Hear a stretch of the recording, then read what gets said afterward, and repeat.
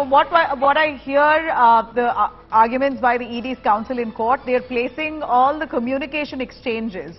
On what grounds are they asking for custody? What exactly do they want to probe into? Because the arguments of the ED is the communication between Manish Sisodia that he may have had with certain individuals involved in framing the policy, and that Manish Sisodia arbitrarily diluted some of the key guidelines in the policy, which was in defiance with all the expert panel's suggestions.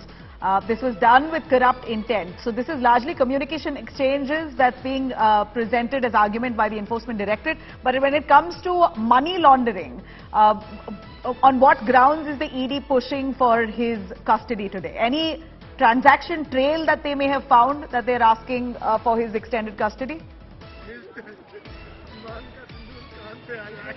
Well, this is a very, very interesting question that you've asked, Nabila, and to answer your question, currently in the last 10 odd minutes that you and I have been discussing what is happening inside, the ED has only and only been talking about the specific allegations of change in policy against Manish Sisodia. They have not yet gone into the details of the money trail, which is in fact the jurisdiction of the ED to probe. So this is a very interesting line of argument that is being taken by the ED.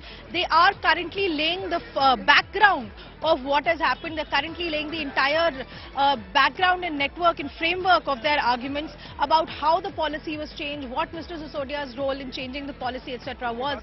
But as far as your specific question about money laundering allegations against Sisodia is concerned, so far our reporters have not given us any update of any argument being raised by the ED with regard to money specifically being received by Manish Sisodia or any benefit being received by Sisodia or anyone else. They're talking about the change in the policy, they're talking about benefit being given to the South cartels, but so far at least the updates that have been received from my colleague Kanu and Srishti who are inside, ED is talking about the connections between the various accused and co-accused.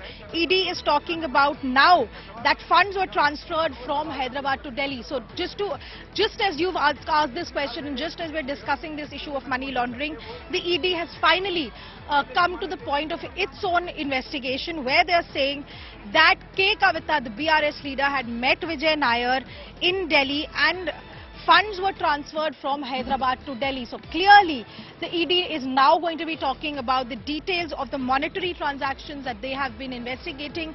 And here, when it comes to this is going to be an even bigger political drama now, Nabila, because we've seen the BRS leaders. The ED has now gone on to present arguments on South Cartel, suspicion on the South Cartel paying close to 100 crore bribe to the Aam Aadmi Party netas. So they've gone on to that argument now, again mentioning K. Kavita, KCR's daughter, that she came into Delhi and along with her henchmen managed to strike a deal and got the liquor licenses at throwaway prices. And Vijay Nair was that main face to try and bridge the link between the South Cartel and the Delhi government.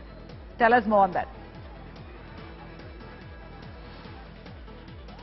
Well, yes, Nabila, what we are getting to know from my colleagues inside is that the ED is now talking about the role of the South Cartel, who met whom exactly, because so far they have been talking about the various branches and the network of which had operated when it comes to the change in the policy itself. But now what they're saying is that multiple branches of the scam exist, including public servants, businessmen, middlemen and others, that between key players from the South cartel and Vijay Nair, there were discussions, there were meetings, kickbacks were paid, and the conspiracy was orchestrated by Vijay Nair and others from the South group, including K. Kavita, which is something that is going to be the next line of investigation also by the CBI and the ED.